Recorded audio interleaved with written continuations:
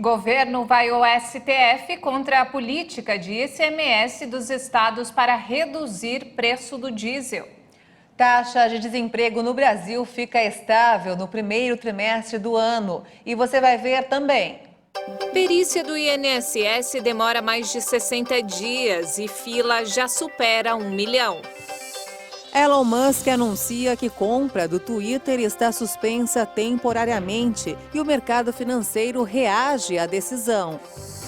Sul da Ásia é atingido por onda de calor extremo que chega a 50 graus Celsius. Maio Amarelo alerta para os riscos de usar o celular enquanto dirige. Agora no Jornal das 18h30. Olá, boa noite. São 18 horas e 31 minutos pelo horário de Brasília. Boa noite. Você acompanha agora as principais notícias do Brasil e do mundo desta sexta-feira. E o governo recorreu ao STF para tentar garantir a redução do ICMS sobre o óleo diesel prevista em lei aprovada pelo Congresso em março, mas alvo de manobra dos estados para manter a arrecadação. André Mendonça é o relator da ação da AGU. Os secretários estaduais de Fazenda aprovaram no dia 24 de março o convênio ICMS que disciplina a cobrança do imposto para o óleo diesel. A proposta criou uma alíquota que o custo padrão fixo por litro e prorrogou o congelamento do imposto estadual sobre a gasolina, etanol e gás de cozinha por mais 90 dias. Assim, a medida segue em vigor até 30 de junho e as novas normas passam a valer no dia seguinte, 1º de julho. O desemprego ficou estável em 25 estados e no Distrito Federal no primeiro trimestre do ano. Os dados foram divulgados hoje pelo IBGE. A repórter Maria Clara Leite tem os detalhes. Esse cenário em praticamente todos os estados e no Distrito Federal reflete a estabilidade na taxa média nacional, que ficou em 11,1% no primeiro trimestre. A única queda foi registrada no Amapá. Lá, o nível de desemprego ficou em 14,2%, com resultado 3,3 pontos percentuais a menos do que no quarto trimestre do ano passado. Entre as regiões brasileiras, o Nordeste fechou o período com a maior taxa de desocupação, 14,9%, e a região Sul teve o menor índice, 6,5%. Entre os estados, as maiores taxas de desemprego foram registradas na Bahia, Pernambuco e Rio de Janeiro, e os menores índices foram observados em Santa Catarina, Mato Grosso e Mato Grosso do Sul.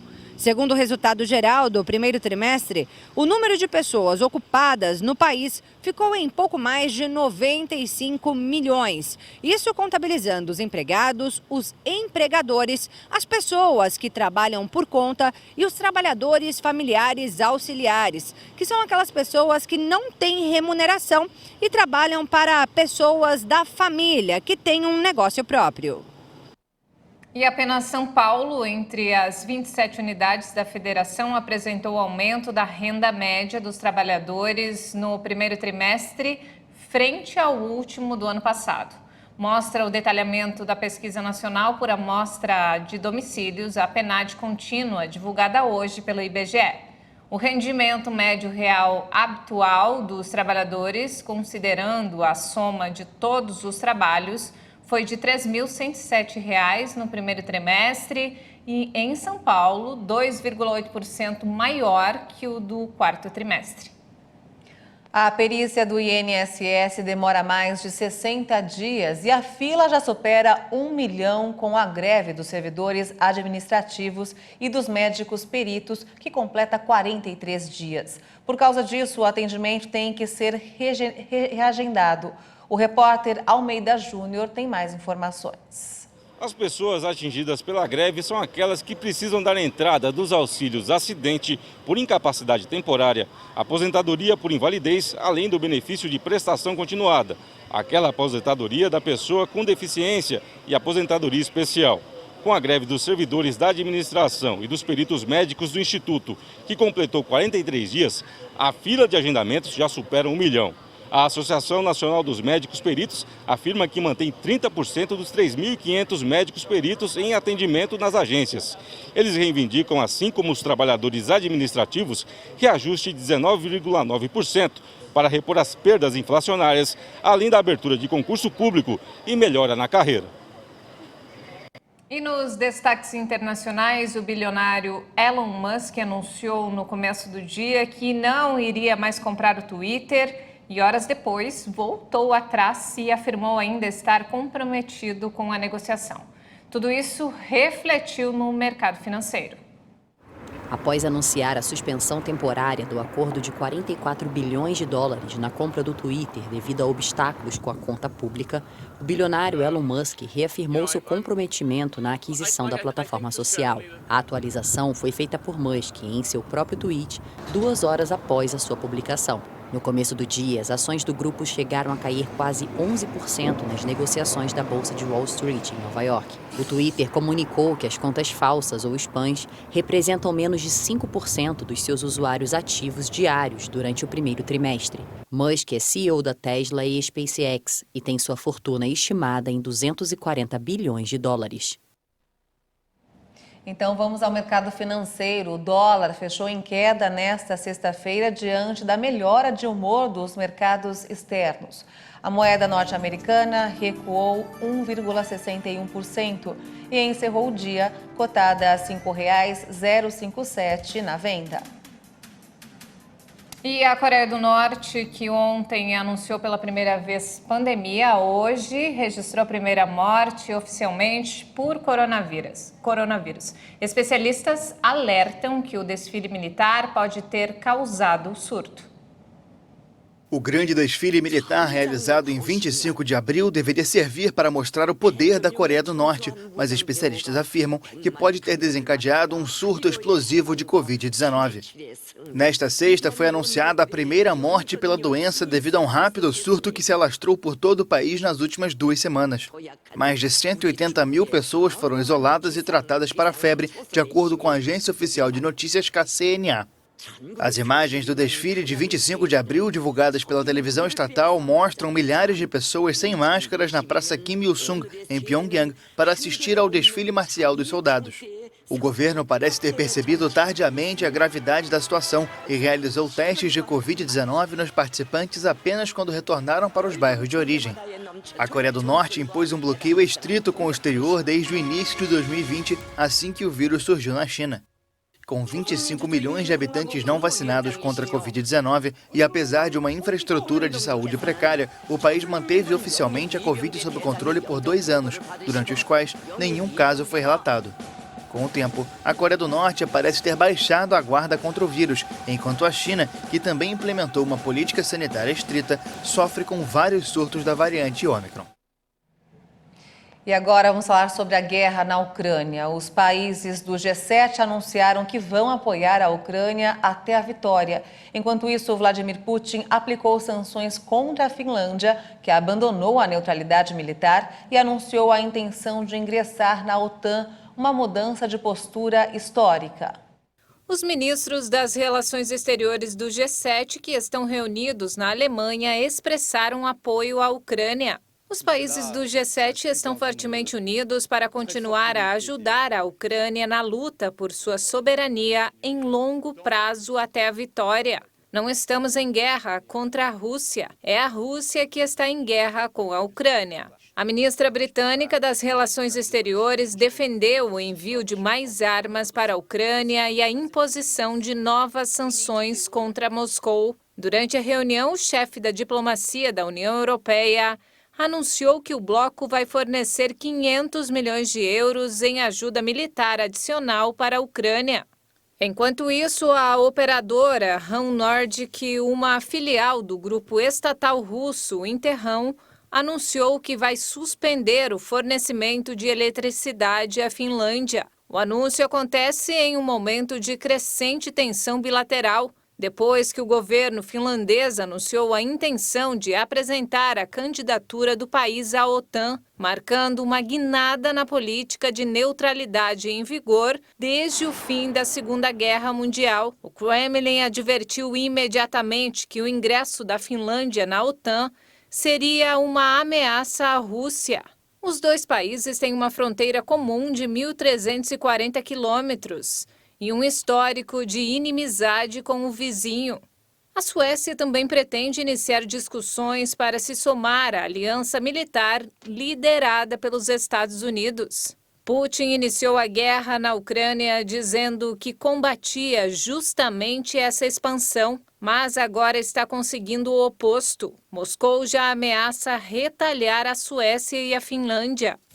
Ontem, o primeiro-ministro do Reino Unido, Boris Johnson, prometeu proteção militar aos dois países no caso de um ataque. E nesta sexta-feira, dia 13 de maio, é celebrado o Dia da Abolição da Escravatura. Na mesma data, em 1888, a princesa Isabel assinou a chamada Lei Áurea, que decretou o fim da escravidão no Brasil. Mas a legislação não promoveu políticas públicas para a inclusão socioeconômica das pessoas pretas e indígenas escravizadas. 134 anos depois, os movimentos negros ainda lutam por igualdade racial e por mais oportunidades no país. O 13 de maio é dia de celebração, mas não garantiu direitos para a população negra. Os movimentos raciais afirmam que a data foi instituída pelo Estado com a função de exaltar a figura da princesa Isabel. Na prática, no dia seguinte à assinatura da Lei Áurea, o povo preto não tinha nada. Historiadores apontam que, sem documentos, moradia, escolaridade e oportunidade, os negros foram obrigados a voltar a trabalhar nas fazendas que exploraram escravos para ganhar baixíssimos salários ou receber apenas o necessário para se alimentar. Logo depois foram formadas as primeiras favelas. Especialistas discutem o destaque dado à princesa Isabel, uma vez que havia, muito antes de 1888, inúmeras movimentações abolicionistas promovidas principalmente por negros. Para os historiadores, a crítica se baseia no protagonismo de africanos escravizados em muitas das revoltas no Brasil colonial, como a Revolta da Chibata, que fazem parte do currículo de História do Brasil no ensino médio. Em busca de protagonismo, a partir dos anos 1980, o movimento negro começou a pensar novas datas, novos marcos e novos heróis. Foi com esses referenciais que se chegou a 20 de novembro como uma data importante, em homenagem ao líder quilombola Zumbi dos Palmares. Como os movimentos negros dizem, há datas de celebração e datas de luta. E elas persistem 134 anos depois aqui no Brasil. E veja a seguir. Sul da Ásia é atingido por onda de calor extremo que chega a 50 graus Celsius. Maio Amarelo alerta para os riscos de usar o celular enquanto dirige. Os detalhes em instantes, até já.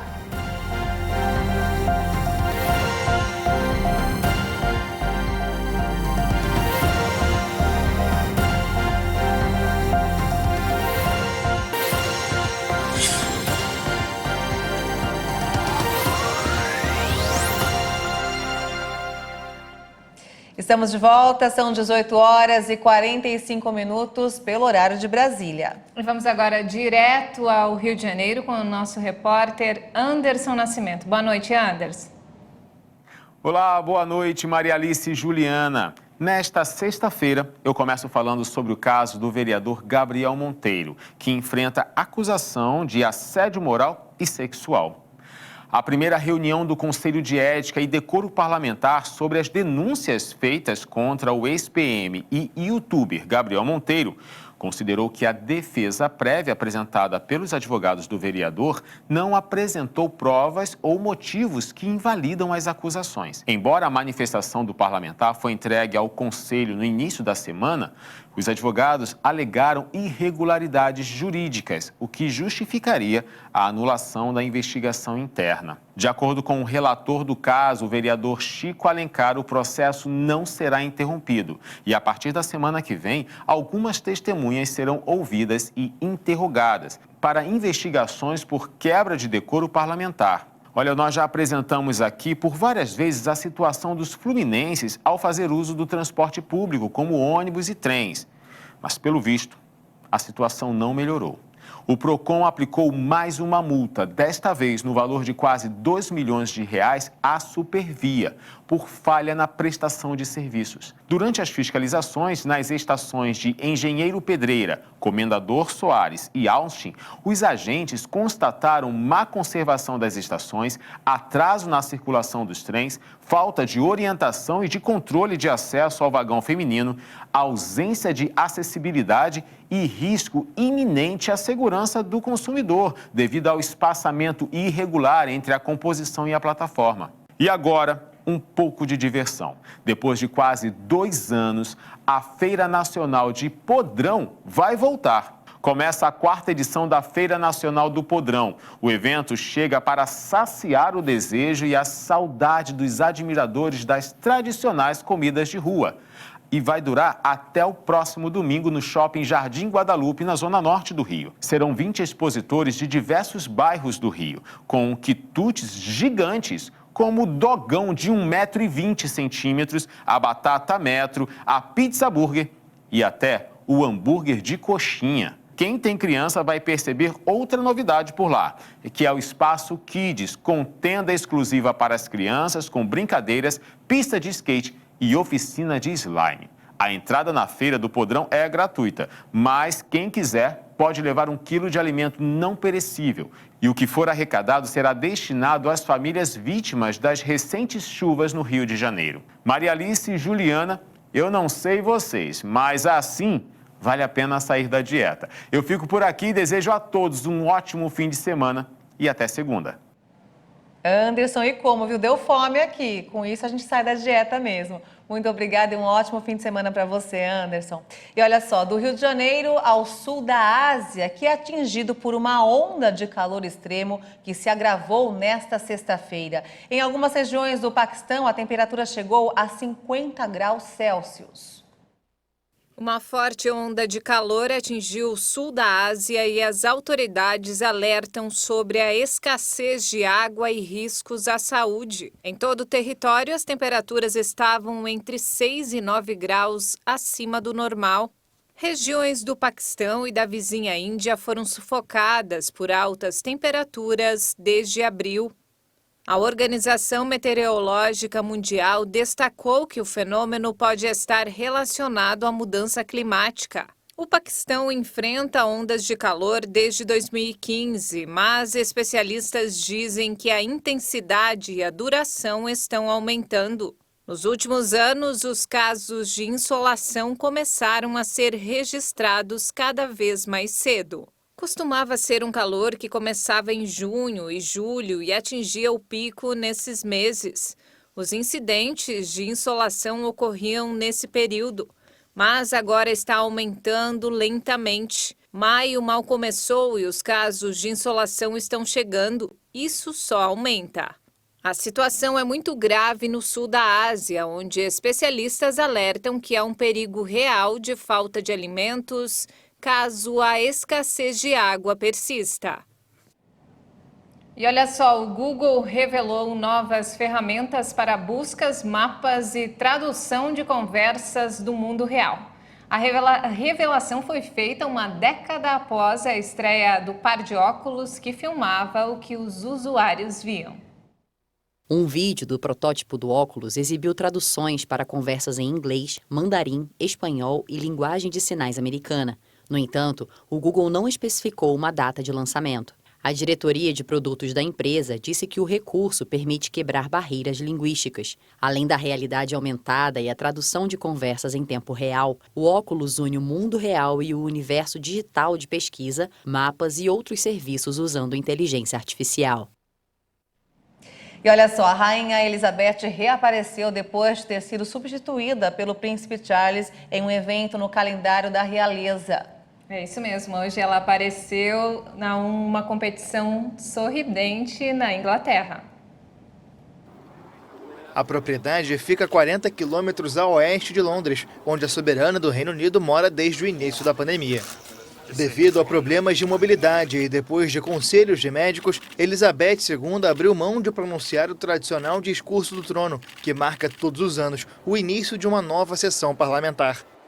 Nos últimos meses, as aparições públicas se tornaram raras e, quando acontecem, geralmente a monarca anda com o apoio de uma bengala e reclamações de dificuldade para se mover. A audiência no discurso do trono levantou dúvidas sobre a participação, no início do próximo mês, das celebrações do Jubileu de Platina pelos 70 anos de reinado. E olha só esse dado alarmante, Ju. De hora em hora, 28 motoristas brasileiros são multados pelo uso de celular enquanto dirigem. Um problema que, além de multa, provoca acidentes e milhares de mortes. E neste mês acontece o Maio Amarelo, com o objetivo de chamar a atenção dos motoristas para os riscos de usar o celular enquanto dirigem.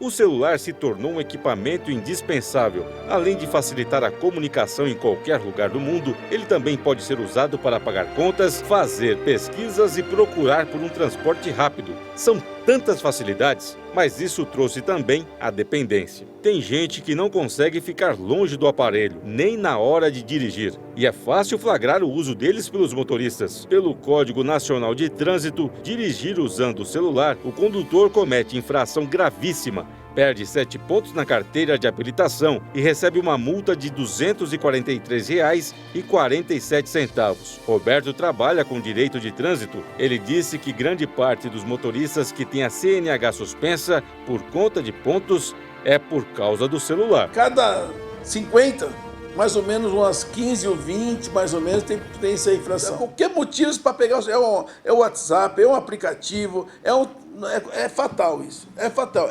O pessoal fala, né? A bobeira do décimo. Que um décimo matou alguém, atropelou alguém. Uma pesquisa da Abramet apontou que a cada hora, 28 motoristas são flagrados usando o celular enquanto dirigem. Outro dado preocupante, também apontado pelo estudo, é que de 30 mil acidentes com mortes registrados, 14% deles foram causados pela mistura celular e direção. Um efeito surpresa, né? Que é o toque do celular. Quando toca o celular, o efeito surpresa vem de imediato. A pergunta que ele se faz é quem é, o que quer, né? E vai buscar esse celular. Leva 3, 4 segundos para pegar o celular do lado da cadeira ou no porta-luvas. E nesses 3 ou 4 segundos, né? Se ele estiver a 100 km por hora, ele terá percorrido 120 metros, sem a visão dos 360 graus. Entre os estados brasileiros que se destacaram negativamente no ano passado por terem mais registros desse tipo, São Paulo lidera com 37%, com 91.362 ocorrências. Em seguida estão Minas Gerais e Goiás, com 30.843 e 16.971 infrações.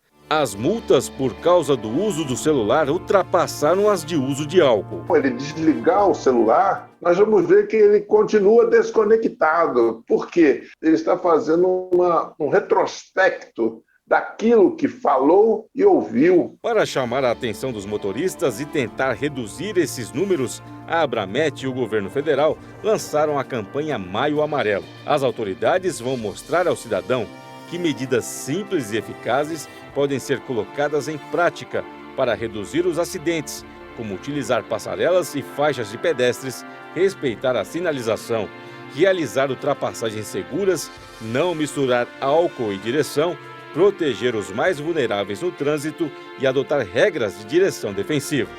O Maio Amarelo é importantíssimo e deveria se estender pelo ano todo. Nós não podemos abandonar esses indivíduos, quer pedestres, ciclistas, motociclistas, motoristas, porque nós estamos vendo que existe uma doença epidêmica no trânsito, que nós chamamos doença do trânsito, que é o sujeito saudável, sai de casa saudável e repentinamente é atropelado ou sofre um acidente e vira um paciente que dá entrada no hospital com lesões graves e, muitas vezes, em óbito.